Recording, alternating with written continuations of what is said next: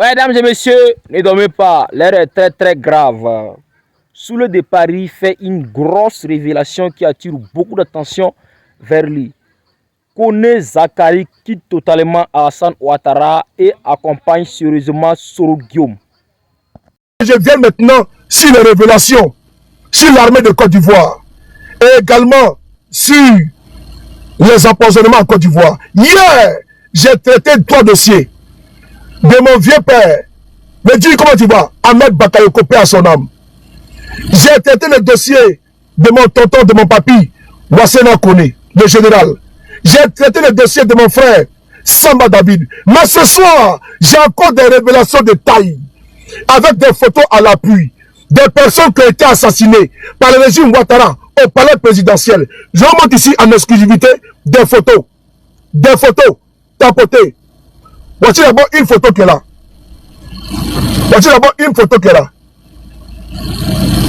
Il a été assassiné, empoisonné. Voici encore une autre photo qui est là.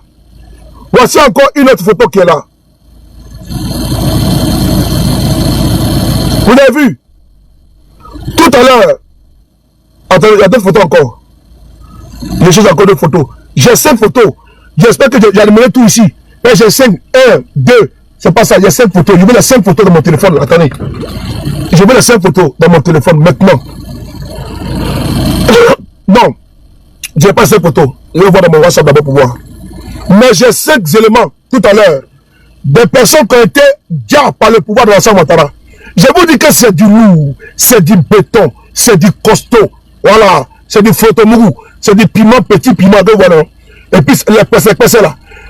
Piment est brûlé, piment est brûlé. PC brûlé, brûlé, piment est brûlé. Ça c'est le morceau du petit Adjokourou. On constitue Baba Nicolo, le voleur de cabri, le voleur de poulet, un petit bandit, un voleur de pèderie, un voleur de femmes, un pas.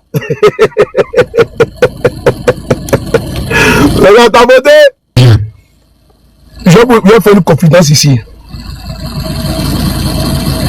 Vraiment, je voulais le dire, mais il y a des thèmes qu'il faut employer. Il ne faut pas manquer de respect. Voilà, il faut manquer de respect à son président, à ses camarades et également à ceux qui t'apprécient. Mais je vais dire quelque chose que vous-même vous n'allez pas me dire, me reprocher. Mais moi-même j'ai vu que non. Avant de parler, il faut réfléchir. C'est important. Ça, salut Dave. Je prends quelques voix. Voilà, ok. En 2020, nous étions en Italie pour la crèche partie avec le président Guillaume Soro. Il a fait une confidence et je vais le dire ici encore pour la 2e, la 3e fois. Je crois sincèrement, foncièrement à l'innocence de Guillaume Soro. En 2020, on a fini la crèche partie. Il nous a tous invités dans un restaurant pour aller dîner. C'est un homme qui est décomplexé, qui est ouvert et il est entier. Ce n'est pas Natalakou, je dis loin de moi l'esprit militant pour tirer la couverture de mon côté. Mais quand il y a un leader là, pourquoi certains Ivoiriens aiment le président Babou? Pourquoi certains Ivoiriens aiment le président Bédié? C'était sa manière de pouvoir même rigoler, comme ça, de faire rigoler son auditoire avec des contes, ou bien avec des proverbes, ou bien avec des phrases à l'ivoirienne. Donc ça permettait que le président Bédié, un jour, il a dit ma biche royale. Il a dit ça à son épouse, la maman Henriette. Il dit ma biche royale. Ça fait rigoler tout le monde. Ça c'est à l'ivoirien. Il avait les touches des Ivoiriens. Le président Bédié, c'est son char d'Aokoro. Pardon. Le président Dabo, c'est sa capacité à parler terre à terre. Les gars, il y a quoi? Ouais, c'est comment? C'est comme ça. Mais les Ivoiriens aiment ça.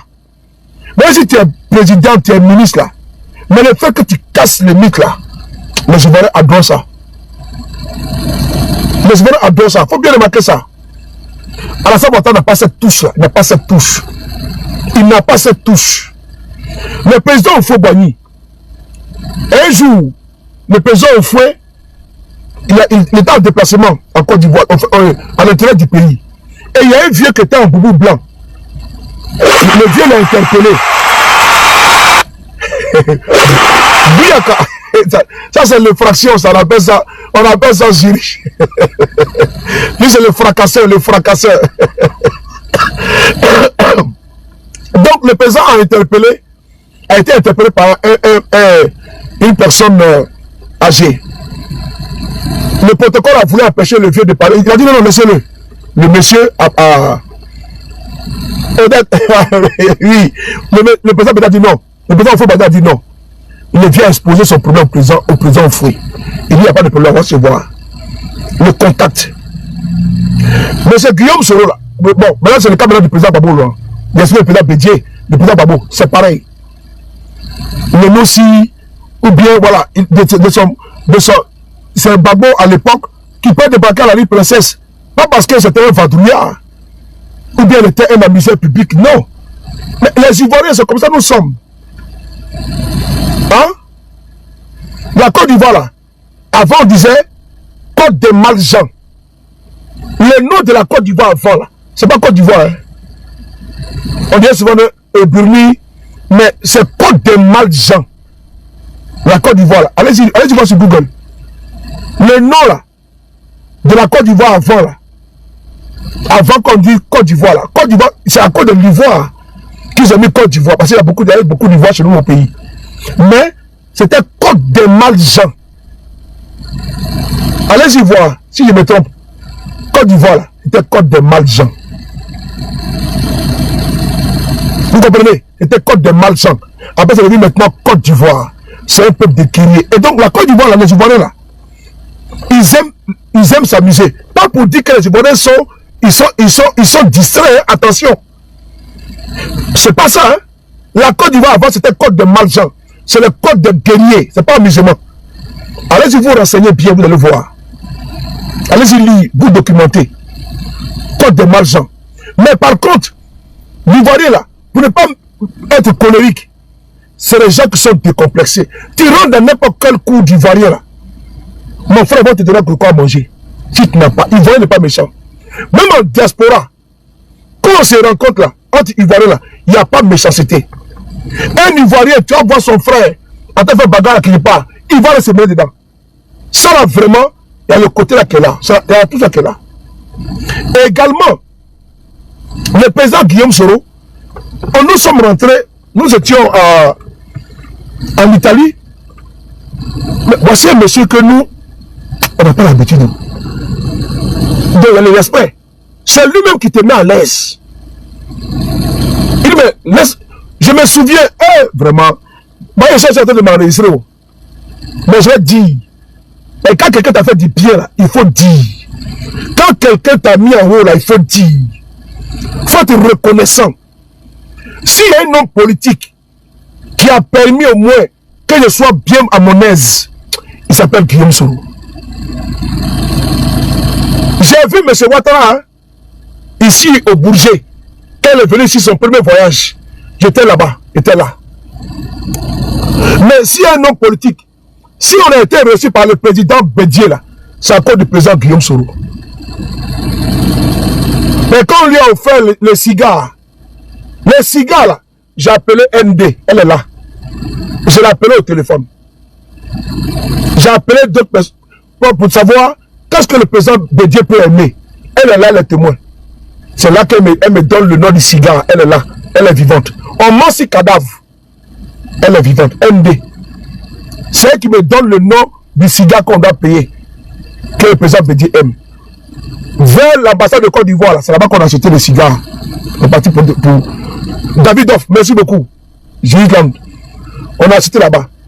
Et quand mes camarades ont demandé que je sois le porte-parole de la délégation, des activistes.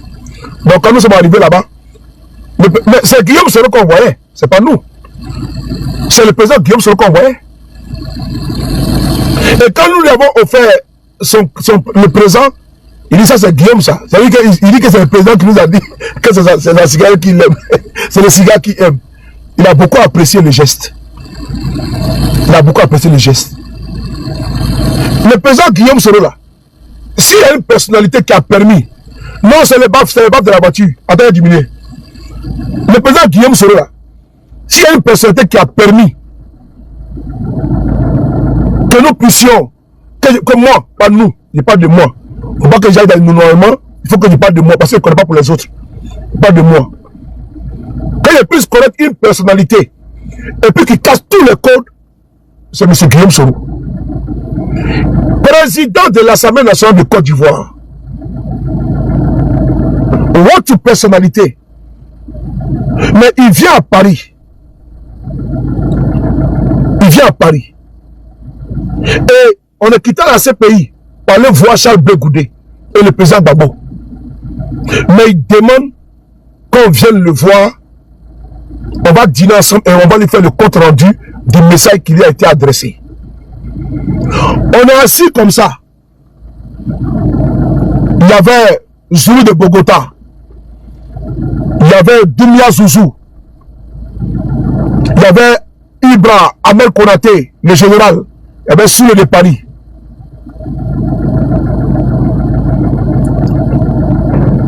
Quand il m'a vu là, il était en train de mettre devant moi. Ça veut dire que, voilà, on est là, hein. Il dit bon, achète un site avec moi. On est face à face. Mais reste là, je vous parle les détails. Dans le temps aussi comme ça, décompressé totalement. Sans protocole, sans fuite. Sans protocole, sans fuite. Donc, si il peut dire que moi, Soulé, un homme politique, il n'est pas du haut de son piédestal. Non, non. Tu causes avec lui comme ton ami, comme quelqu'un que tu connais depuis longtemps, alors que tu ne connais pas. C'est lui qui a fait le son. Tous ceux qui étaient en France ici, là, qui étaient à Paris, la cloche partie là, ce monsieur-là a pris photo avec tout le monde. Il ne veut pas que les gens, il ne veut pas. Si ça ne veut pas de lui, là, il voulait laisser comme ça. Moi, j'ai vu, j'ai touché du doigt. Donc en Italie, là, voilà, voici la confidence qu'il fait. Moi, je me dis, parce que quand les mensonges là prospèrent, là, il faut couper sa queue et sa tête, comme le serpent. Le corps peut rester comme ça, dans sa donnée soubresaut, à frétiller. Après, n'est-ce pas? Il va rester inerte. Mais le président nous dit, quand les gens parlent que le monsieur était un putschiste, c'est là que je m'assois et dis non, il ne peut pas l'être. S'il avait la boulimie du pouvoir, c'est-à-dire que s'il était un assoiffé de pouvoir, ce monsieur-là, il n'avait pas le pouvoir depuis 2017, 2018. Quand il y a eu la mutinerie, là, de 8400, là, c'est maintenant avec du recul, je me rends compte qu'ils ont voulu le piéger aussi. Quand je l'entends, je l'écoute parler là, c'est maintenant que je me rends compte que ils ont sans doute envoyé des gens vers lui, 2017, ok, merci beaucoup, pour qu'ils puissent tomber dans le jeu. Parce que quand on était assis, ils sont venus chez lui à domicile. Des hommes armés. Je n'étais pas le seul, Dieu c'est le témoin. Je n'étais pas le seul. C'est maintenant que je me rends compte que ce monsieur-là, il a toujours été correct envers le pouvoir de Ouattara. Quand le 8400 tirait tout, aux environs de 2h à 3h du matin, des hommes lourdement armés et encagoulés se sont déportés chez le président Guillaume Soro, à sa résidence de Makori. Pardon. Ces personnes-là ont demandé à sa garde qu'ils sont une force amie, ce n'est pas une force ennemie. Ils sont venus pour voir le président. Leur ambition c'était clair. Ils voulaient qu'il paye le pouvoir. Ils voulaient qu'il paye le pouvoir. Ils lui ont soumis. Ils étaient encagoulés. Ils avaient des cagoules. Lourdement armés, les gars. Mais c'était déjà mort. Et moi, avec du recul là, et moi, j'avais dit que j'en voulais au président Guillaume Soro pourquoi il n'a pas pris le pouvoir. Avec ce qui lui arrive, l'ingratitude et la méchanceté de ce régime-là. Je disais que non, mais c'est maintenant avec du recul, je comprends qu'il a bien fait d'avoir refusé de prendre le pouvoir en cet instant-là. Ça pourrait être un piège. Et ce piège peut se refermer sur lui. Il faut le bloquer en même temps, il faut le bloquer. Non, il faut le bloquer en même temps. On n'a pas le temps. S'il veut rigoler, il rigoler avec son papa et son maman à la maison. C'est pas ici, il faut le bloquer en même temps. Et donc on continue. Attends, dis pas que ça t'a échappé. Je sais pas comment. Voilà. On n'a pas le temps. Merci. Bloqué. C'est maintenant que je me rends compte que effectivement, il a bien fait de ne pas prendre le pouvoir. Parce qu'il pouvait le conduire comme ça pour dire allons prendre le pouvoir et puis il voulait la battre. Oui, ils avaient dit qu'ils voulaient venir faire un coup d'état et puis ils allaient le mitrailler. Mais quand ils lui ont soumis que non, le pays, ça ne va pas, donc c'est sur lui seul qu'il compte pour qu'il prenne le pouvoir. Il a dit non, qu'il ne faut pas faire ça. Il ne faut pas faire ça, M. Ouattara. C'est-à-dire que cette confidence a été faite en Italie. Je n'étais pas le seul. Mais sur le coup, moi j'ai dit, mais je n'étais pas le seul. Hein? Je n'étais pas le seul. Sur le coup, et après, certains camarades, nous, on disait, ben, il fallait qu'il prenne le pouvoir pour que aujourd'hui, vous voyez ce qu'il a en train de vivre. Moi, non, je l'ai dit même à plusieurs reprises. Dans d'autres vidéos. Mais pourquoi le président Guillaume ne s'est pas pris le pouvoir? Mais c'est maintenant là, quand je vois ce qui s'est passé avec les affaires d'écoute, où il a été espionné, et puis il allait se confier à M. Ouattara. M. Ouattara a dit non, c'est Ahmed Bakayoko.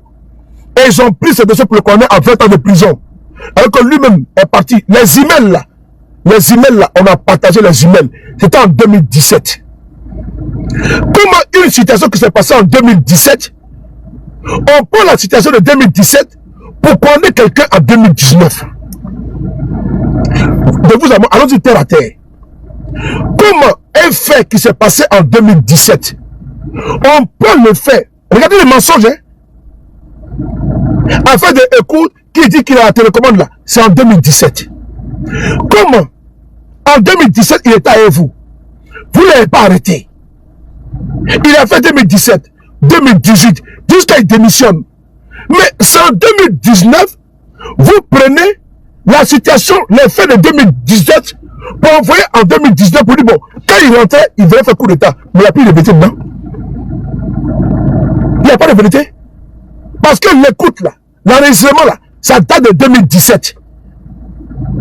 Et le monsieur est sorti il a démissionné en 2019. Vous n'avez rien dit. Et pour vous, ça ne l'incriminait pas. Maintenant, quand il a démissionné, c'est là où on soulève, on dit donc il a resté 10 maisons. Ils sont allés chercher sous Babo, il a donné 20 ans. On va chercher maintenant, écoute, de 2017, voici où elle le faut même d'abord. Le reste même là, même écouter, même ça veut dire que c'est que tu as le temps. Je dis, hein, écoutez même l'audio là, c'est une perte de temps. Pourquoi c'est une perte de temps? Ça s'est passé en 2017. Pourquoi en 2017, vous n'avez pas fait sortir l'audio pour qu'on puisse écouter qu'il est criminel selon vous? Mais vous avez laissé. Mais c'est en 2019, précisément le 23 décembre, que vous sortez ça pour dire que vos services de renseignement ont intercepté une écoute téléphonique. Ça veut dire que tout est faux. Ça veut dire que tout est faux. S'il y avait une vérité dedans, c'était en 2017, vous sortez ça en 2017, vous les confondez et les Ivoiriens sont témoins. Mais non, ils n'ont pas fait, hein. Ils l'ont maintenu. Jusqu'à ce que lui-même il dit non, il ne rentre pas dans LADP unifié. C'est en 2019 On prend l'ancien audio, on dit non, c'est maintenant qu'il a fait coup d'État. Voici les preuves qui sont là. Alors que les emails d'échange entre M. Guillaume Soro et Olivier Bazin datent de 2017. Mais les gars, est-ce qu'il y a quelque chose qui ne va pas là, non? Est-ce qu'il n'y a pas quelque chose qui ne tourne pas rond ici, là? La conversation, même les échanges entre les messieurs, jusqu'à leur fin de conversation, c'est 2017. Par quelle alchimie les conversations entre le monsieur et M. Guillaume Soro datent de 2017 et on vient nous dire que non, c'est 2019 comment? Vous me l'expliquez ça?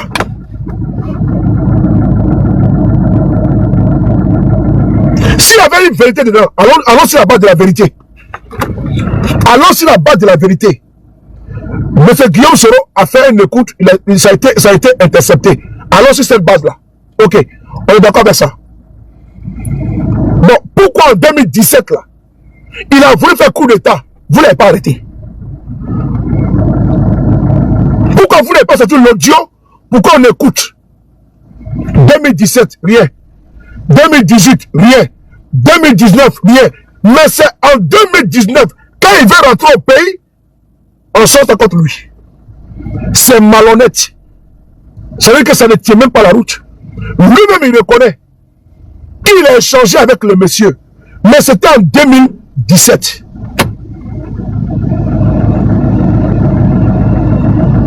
Et c'est en 2017 qu'il a coupé les ponts avec le monsieur. Avec les barbouzes, pardon. C'est vraiment malhonnête. Et tu vois des gens qui disent qu'eux, ils font le carême. Ils savent pertinemment que c'est de 2017. Que M. Ouattara a envoyé ça en 2019 pour le connaître à perpétuité. Mais ils viennent soutenir ça. C'est des personnes de peu de foi. C'est des personnes malhonnêtes, sans dignité, sans valeur. Et j'allais oublier, sans code d'honneur. Mais il ne faut pas que j'oublie ça. Frères et sœurs, je vais poursuivre. Je rentre dans l'armée de Côte d'Ivoire. À chaque fois qu'elle fait mes directs, le meilleur, le meilleur, vraiment, tu as posé une question qui est tellement pertinente. Je vais répondre à ta question. Tu dis que pourquoi ils n'ont jamais interpellé ce Bazin alors? Merci pour la question. C'est comme tu poses une très belle question. Merci pour ton intelligence. Voilà pourquoi tu t'appelles le meilleur. Et ce n'est pas fortuit que tu t'appelles le meilleur. El Ikma, tout mes respect. Le meilleur là. Non, tu ne te mérites pas. Tu mérites le meilleur là. Parce que c'est la même chose comme pour la maison. On dit que quelqu'un a recelé 10 maisons. Si a recelé, c'est qu'il y a voleur. Ou bien, quelqu'un va voler dans un magasin des chaussures, des ordinateurs. Et toi, il vient te vendre. Tu es le receleur.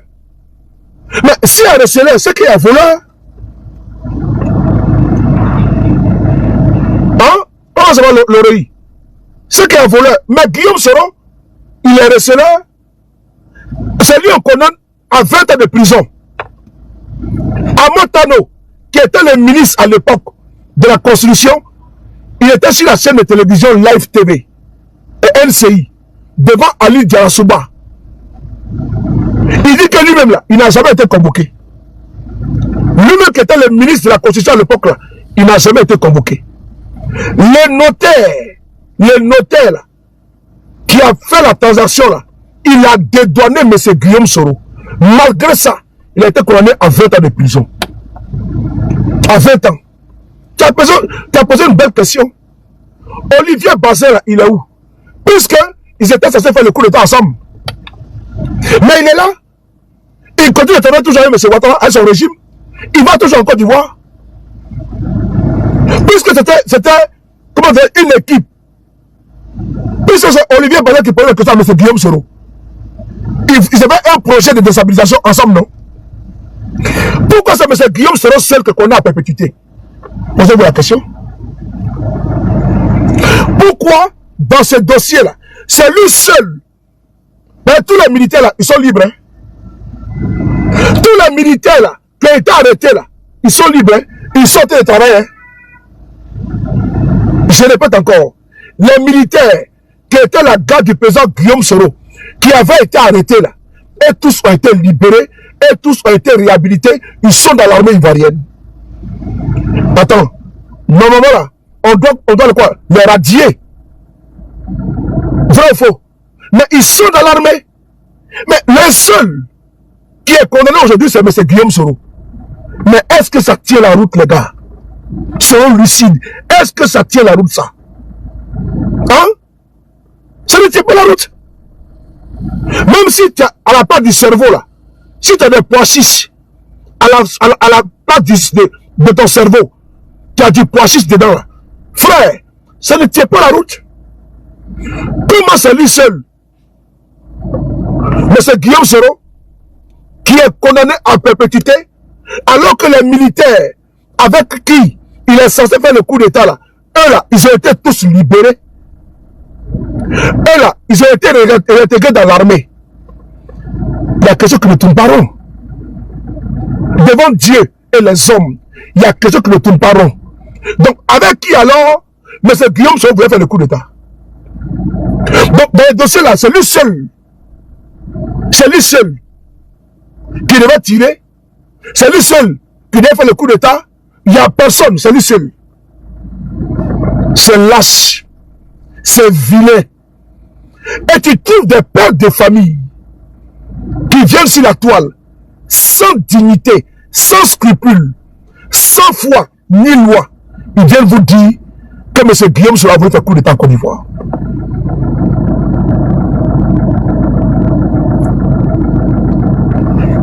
Ça, c'était pour aujourd'hui. Parce que les enregistrements sont nombreux. Pour qu'ils puissent aller vite, aller sur l'armée de Côte d'Ivoire. Souvenez-vous, dernièrement, au niveau de la douane, il y a eu 400 personnes qui ont été recrutées de façon frauduleuse. Vous êtes au courant de ça, non? Ok. Alors, nous avions été contactés.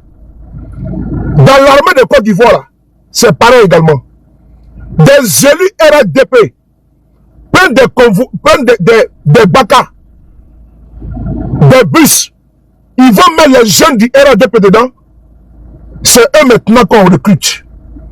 L'armée a ouvert son recrutement. Voilà pourquoi j'ai mis la photo du général Dounia ici. L'armée a ouvert le recrutement à tout le monde, à tous les jeunes, avec les critères d'âge. Vous savez quoi? Les jeunes là, l'armée a déjà fermé le recrutement. Mais pourquoi ils ont fermé? Parce que elle se fait maintenant par affinité, par militantisme. Plusieurs jeunes m'ont contacté de beaucoup de localités. Pour moi, ça peut être à Boaké seulement. Mais c'est à Korogo. Partout. Comment je suis assailli par des dénonciations? Pas d'une seule localité, plusieurs. Parce que le recrutement c'est devenu comme ce qu'ils ont fait à la douane. L'armée de Côte d'Ivoire c'est devenu maintenant privé. À main également. C'est devenu privé. Ils recrutent maintenant que leurs partisans. Ils le font à la police, ils le font à la gendarmerie, ils le font aux eaux et forêts, ils le font à la douane, ils le font maintenant dans l'armée de Côte d'Ivoire. Voici les photos que je vais vous montrer. Des jeunes, je vous montre les photos, hein, des preuves. Des jeunes qui sont en train de faire les pieds de grue devant des camps. On les empêche de rentrer, mais sous les yeux, ils voient des camions rentrer là-bas. Des bacs à rentrer. Parce que c'est pour telle délégation de telle personne. On les laisse rentrer. C'est quand même triste. Regardez les photos qui sont là. C'est important. Je montre quelques photos. C'est là.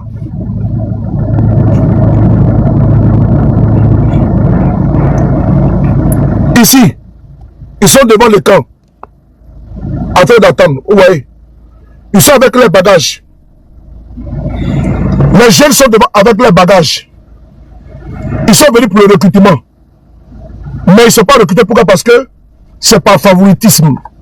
C'est par militantisme. Donc, eux là, il ne peut pas être recruté.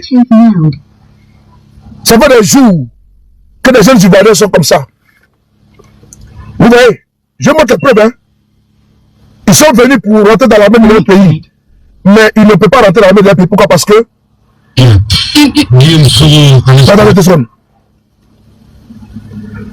n'ont pas le droit.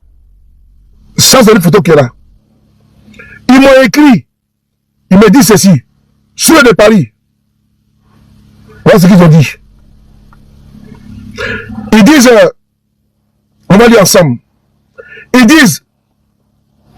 Nous sommes confrontés à une situation de recrutement militaire qui devrait commencer à Korogo, Bouaké et Yamoussoukro pour le 9 mars et prend fin le 23, a été arrêté par l'état-major des armées. Et actuellement, le recrutement se fait dans la clandestinité avec ceux qui ont des relations. C'est les nouvelles recrues. C'est les candidats qui m'écrivent comme ça. Voici un mec qui m'a laissé des messages vocaux. Mais comme je ne peux pas les publier, donc je ne peux pas les faire écouter ici. Sinon, ils vont les reconnaître. Ils vont savoir qui m'a envoyé l'information. Regardez encore, je vais montrer des photos. Vous voyez des jeunes là, ce n'est pas des voleurs. Hein? Ils veulent servir leur patrie. Mais on prend des pieds nickelés. On prend, n'est-ce pas, des fainéants. On prend des rabougris, on les met, n'est-ce pas, dans notre armée, notre police, gendarmerie, par militantisme, par affinité, par proximité. On y va, on continue. Ici, on a Yamoussoukro ici. Le camp est là. Les jeunes, normalement, ils sont là, ils sont venus, ils sont devant le camp. D'autres même d'hommes là. Parce qu'ils sont venus aux premières heures. Mais depuis qu'ils ont ouvert là, les jeunes n'ont pas accès. Vous comprenez? Et donc aujourd'hui là, ce n'est que les partisans. Ils prennent les bakas, ils prennent les camarades, les frères, les cas du RADP, font rentrer maintenant les cousins, les cousines, les militants dans tous les corps de métiers d'État, dans tous les concours d'État. Les autres n'ont pas droit. On continue encore avec les photos. Voici les jeunes qui sont là, qui sont allés pour se faire recruter. Vous le voyez. Mais sous les yeux, il va y rentrer des jeunes dans les véhicules de transport. Alors qu'eux sont là, hein, on leur dit non, vous ne pouvez pas rentrer. Depuis le 9 jusqu'à aujourd'hui. Mais sous les yeux, les véhicules rentrent et ils sortent. Oui, on est en Côte d'Ivoire, sous Alassane. On est en Côte d'Ivoire, sous Alassane. On est en Côte d'Ivoire, sous Alassane.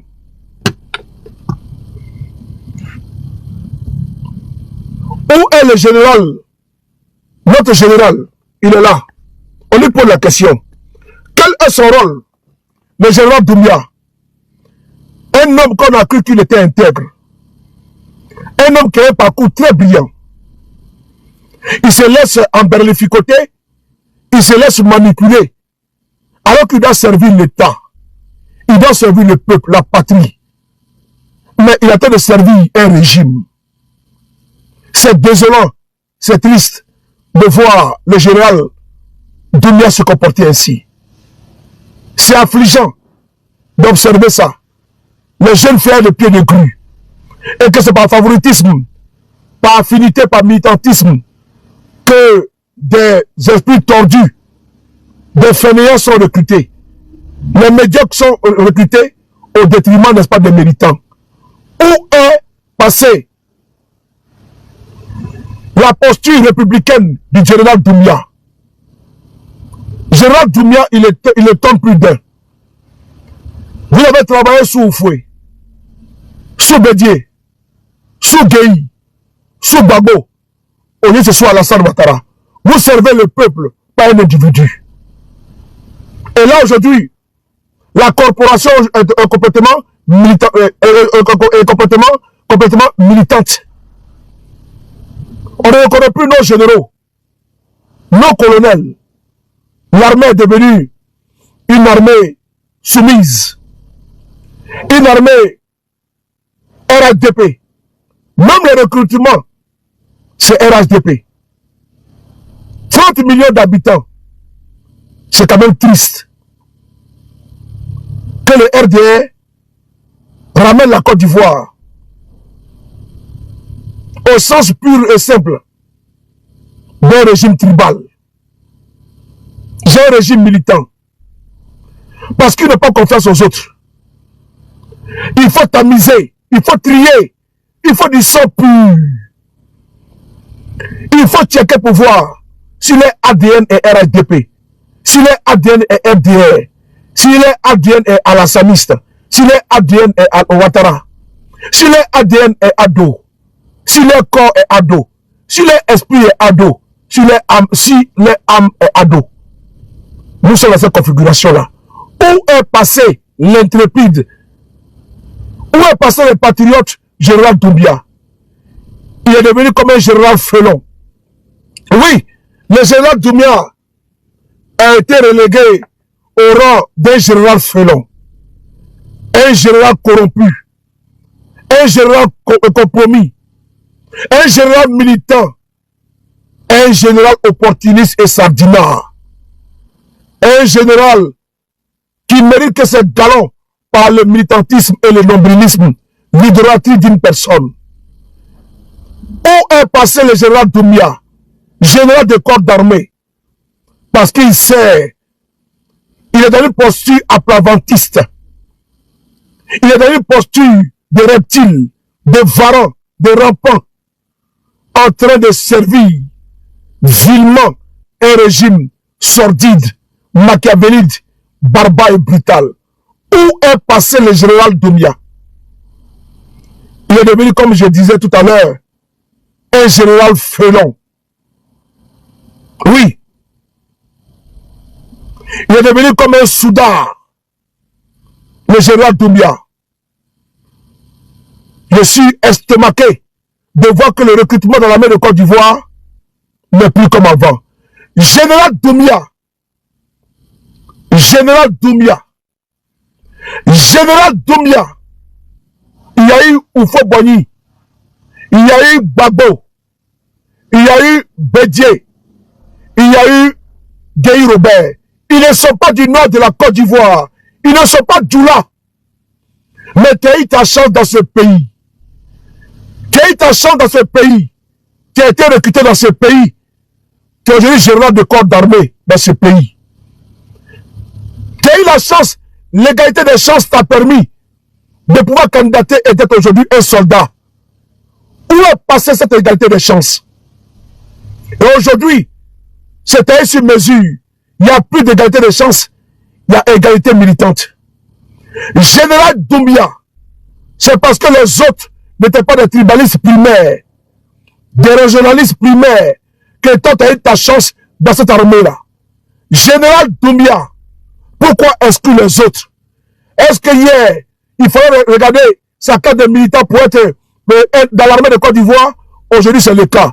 Général Doumbia, l'histoire et le tribunal de l'histoire te regardent. Il faut que le recrutement de l'armée se fasse dans les règles de l'art. Général Doumbia, ne soyez pas un général Felon, un général corrompu, un général déméritant. Vous avez un parcours brillant.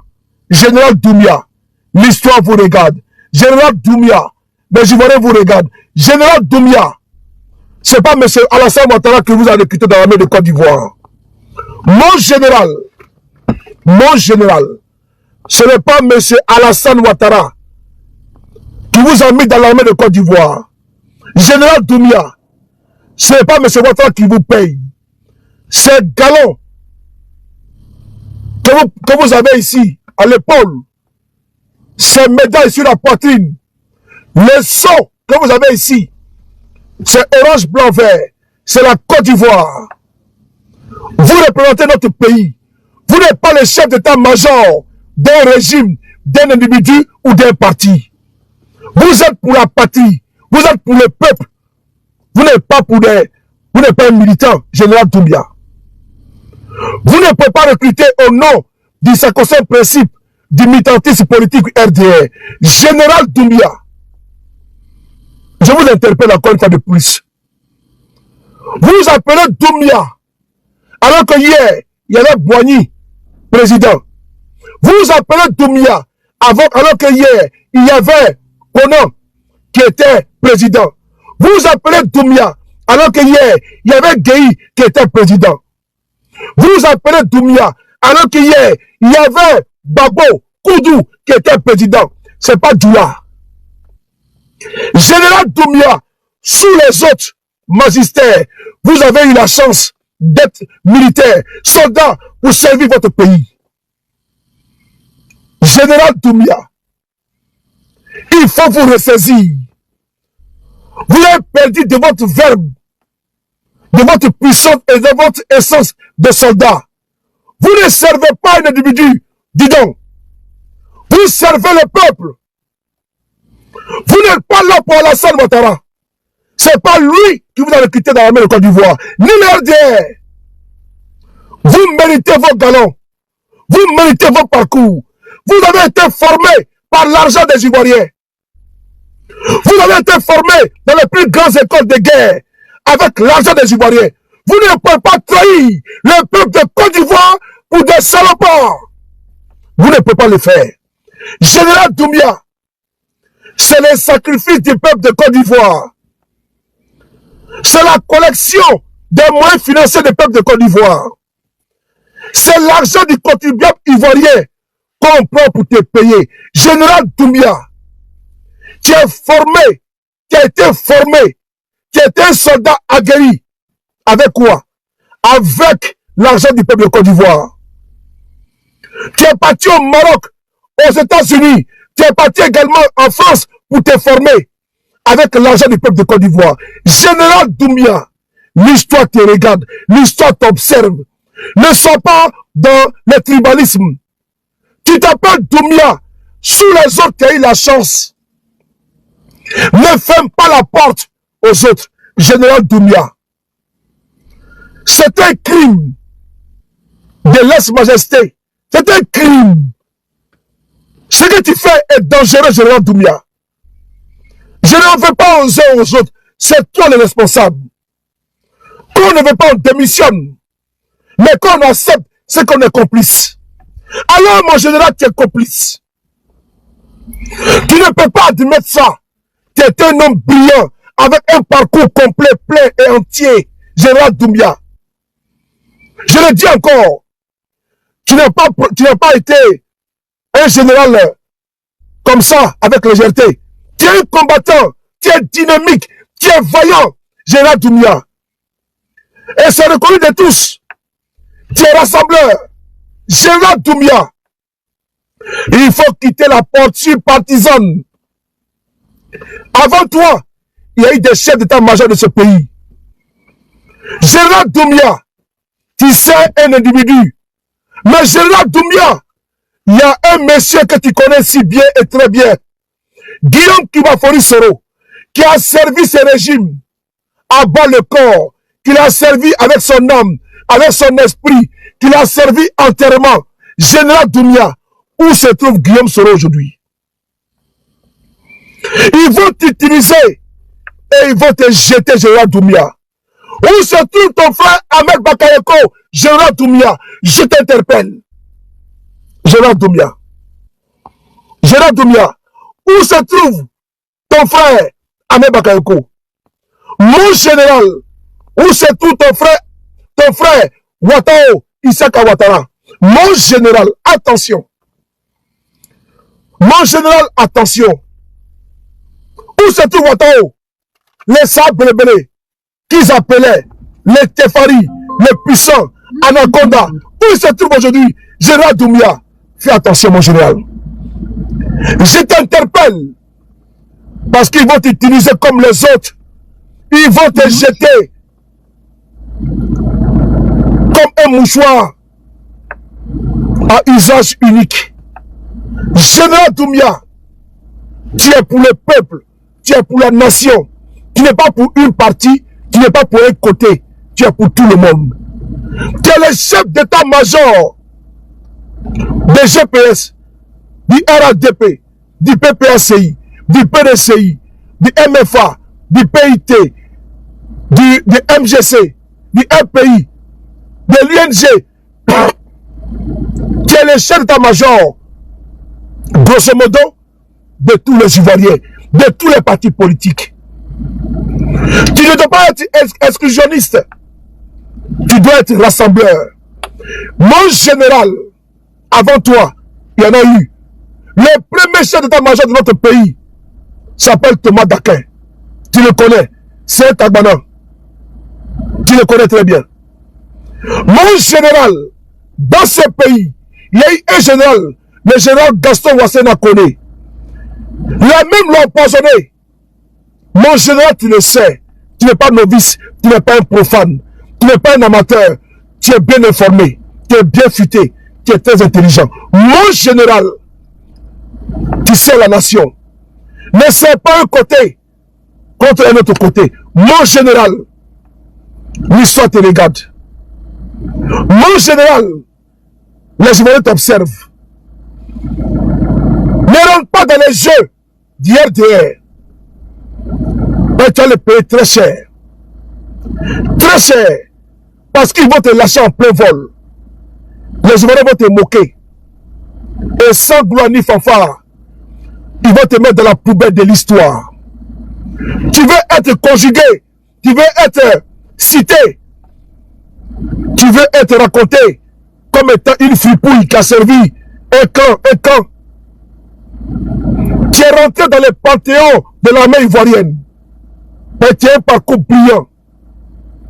Tu es rentré dans le panthéon des soldats dynamiques, vaillants. Des soldats patriotes qui sont prêts à se battre pour leur pays. Mon général, il faut te débarrasser de ta tunique, de ton habit, de ton chapeau de militant RDR. Porte ton chapeau de général. Il faut que tu sois un général concret. Rentre dans le tribunal de l'histoire pour la postérité, pour tes enfants, pour tes petits-enfants.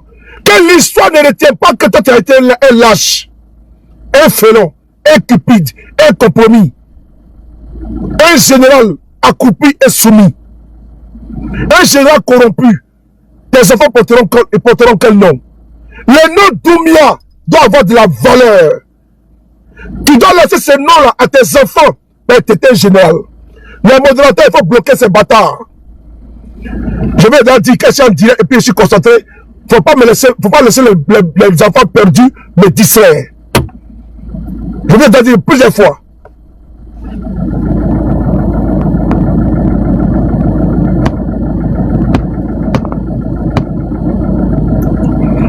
Mon général, je ne peux terminer mes propos sans pour autant te dire une chose qui vient le plus profond de mon cœur.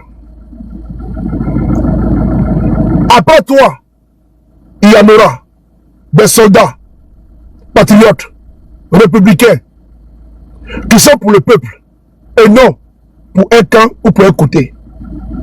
Avant toi, il y en a eu. Mais c'est quel nom tu vas laisser? C'est quel nom les Ivoiriens doivent garder de toi? Quelle image? Quelle réputation tu vas laisser pour la postérité, général Doumbia?